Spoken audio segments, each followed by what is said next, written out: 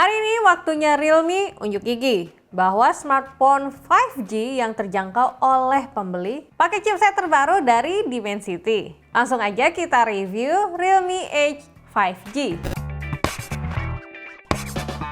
Hai Gadget Lover, Assalamualaikum, bareng Mbak Gadget lagi di channel YouTube Gadget Empire. Realme Indonesia kembali bikin gebrakan baru nih, menghadirkan smartphone dengan dukungan jaringan 5G, namun dengan harga yang sangat terjangkau. Ini dia Realme Edge 5G. Smartphone ini baru aja resmi dirilis Realme Indonesia hari ini dengan penawaran harga yang sangat menarik. Seperti apa spesifikasi, fitur, dan performa dari smartphone ini? Oke Mbak Gadget, mulai dari fitur utamanya dulu ya. Dukungan jaringan 5G di smartphone ini dimungkinkan berkat penggunaan chipset MediaTek Dimensity 700 5G.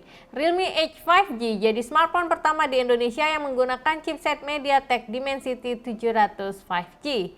Chipset ini mendukung 5G Dual SIM Standby dengan dukungan SE dan NSE serta mencakup pita frekuensi 5G mainstream. Chipset ini hadir dengan octa-core prosesor up to 2.2 GHz dan GPU Mali G57 MC2.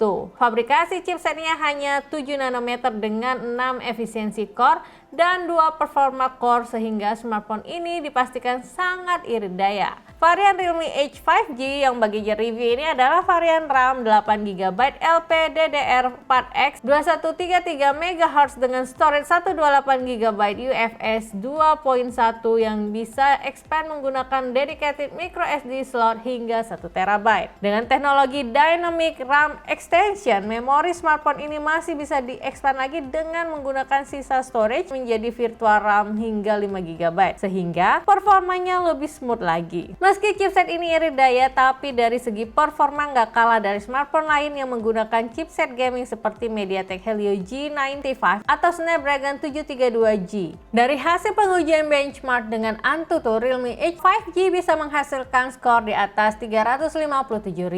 Bagi Gadget udah sempat coba main beberapa game di smartphone ini. Dengan dukungan performance mode dari game space-nya, main PUBG Mobile bisa smooth dijalankan di settingan grafis smooth dengan frame rate ultra atau setting grafis maksimalnya di grafis HD dengan frame rate high. Experience main game PUBG Mobile terasa smooth, touch sensing responsif, dan tampilan layar cukup cerah dan detail. Gyroscope bisa diaktifkan dan berjalan tanpa kendala. Di game Mobile Legends, setting grafis maksimalnya high, sedangkan setting grafis ultra tidak bisa diaktifkan. Main game Mobile Legends juga smooth, sensitivitas touchscreen-nya responsif dan tidak terasa delay sama sekali saat mengeluarkan skill. Jarang banget mengalami frame drop meski saat battle yang cukup berat. Main game-game kompetitif seperti PUBG Mobile dan Mobile Legends bisa dengan lancar dimainkan di smartphone ini. Tapi gimana dengan game yang lebih berat seperti Genshin Impact?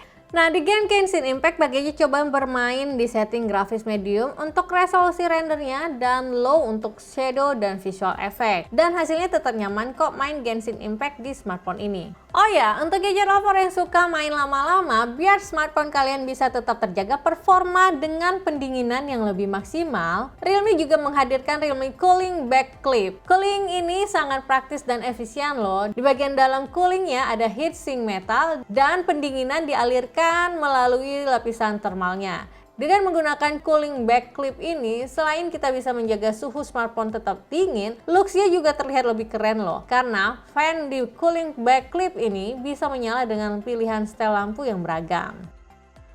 Dengan dukungan baterai 5000 mAh dan chipset yang irit daya, smartphone ini bisa bertahan hingga 2 hari pemakaian standar dengan memaksimalkan beberapa fitur penghemat daya baterainya. Kita bisa menggunakan smartphone ini untuk playback video hingga 16 jam nonstop atau memutar musik nonstop selama 114 jam. Di paket pembeliannya, Realme Edge 5G dilengkapi dengan fast charger 18 watt. Dengan chargernya ini, charging 1 jam bisa mengisi daya kisaran 55%. Realme Edge 5G hadir dengan Realme UI 2.0 berbasis Android 11. Banyak fitur baru yang dihadirkan di Realme UI 2.0. Selain game space untuk meningkatkan performa gaming dan battery saver untuk lebih menghemat daya, terdapat fitur OC Screen Effect, multi gesture, dan beberapa fitur beta yang bisa kita coba seperti smooth scrolling dan sleep capsule. Security access dengan side mode, fingerprint, dan face unlock ya cepet banget. Dan gak ketinggalan, NFC juga sudah disematkan di smartphone ini.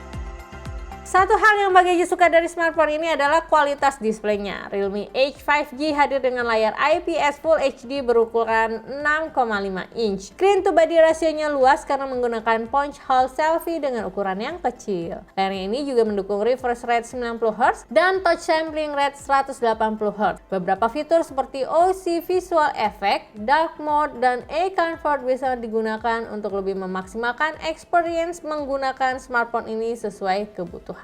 Untuk experience multimedia streaming, Realme Edge 5G masih cukup nyaman dengan dukungan Wideband L1 HD streaming dan loudspeaker dengan suara yang cukup bagus dengan dukungan Real Sound teknologi. Sayangnya, loudspeakernya hanya menggunakan single speaker di bagian bawah.